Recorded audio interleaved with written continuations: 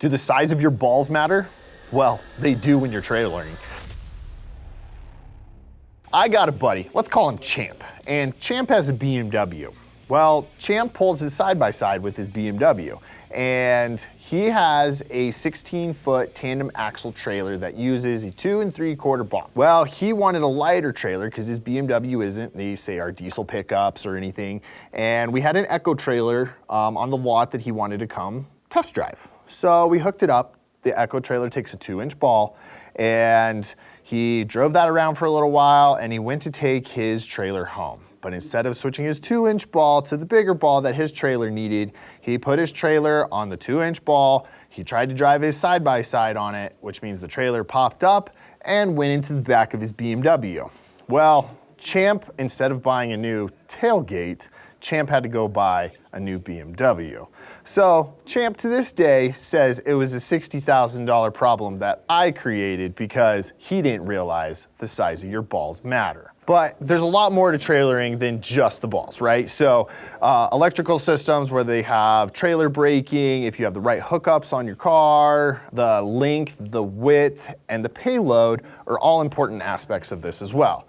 So electrical wiring with the plugs, there's a round plug or like a rectangle plug. A lot of that has to do with the trailer braking mechanisms that are either installed or not installed on your specific trailers. The smaller trailers, like say for example, the Echo trailers that we stock here at Side by Side Fury, they do not have trailer brakes, but they're intended to be a lighter load trailer. So a lot of the quad guys, especially those side load guys, you know, BMW drivers, guys with smaller vehicles wanting less weight on the trailers, that's a great trailer for them.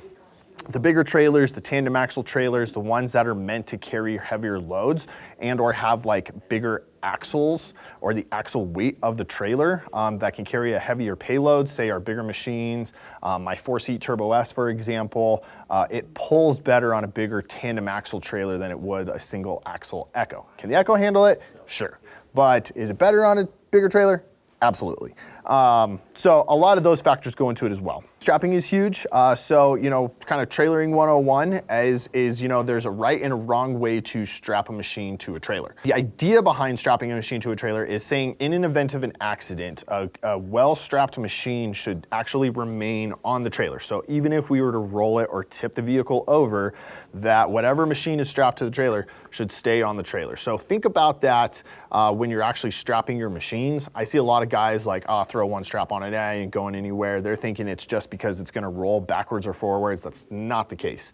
The intention is to wanna keep that attached to the trailer at all times in the event of an accident. Best places to strap the machine are definitely to the frame and not the suspension. The 100% the best way to strap any machine is around the tires. Using a strap that we call a tire bonnet, which takes a strap around the top of the tire, securing it to the trailer. But what it allows is the suspension of whatever machine it is to naturally go up and down with the bumps in the road. So you're not putting undue pressure on things like A-arm bushings, trailing arms, radius rod heims, things of that nature, because when you're strapping a machine from just the front and the rear, you're really tying it down and you're hitting a flex point where it's going to stop that suspension from doing what it naturally wants to do. So if you can, 100% best way to strap any machine, over the tires. Dimensions of a trailer are a big factor. Obviously, we want a trailer big enough to handle whatever we're gonna load on it, whether it's one machine or 3 machines, whether we're side loading or rear loading.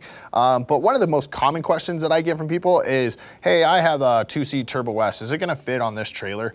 Well, might I introduce you to this new thing called a tape measure. If you take this and you measure your machine from tire to tire or the width of your machine, it helps us a lot in determining if your machine will fit on a trailer.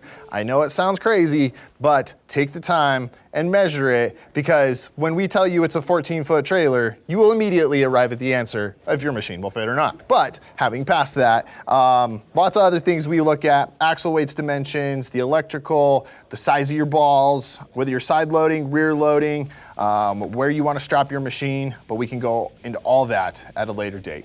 Click link below, subscribe to our channel, give us a call if you have any questions, if you want any tips and tricks, and if you do want a trailer, come see us for that as well.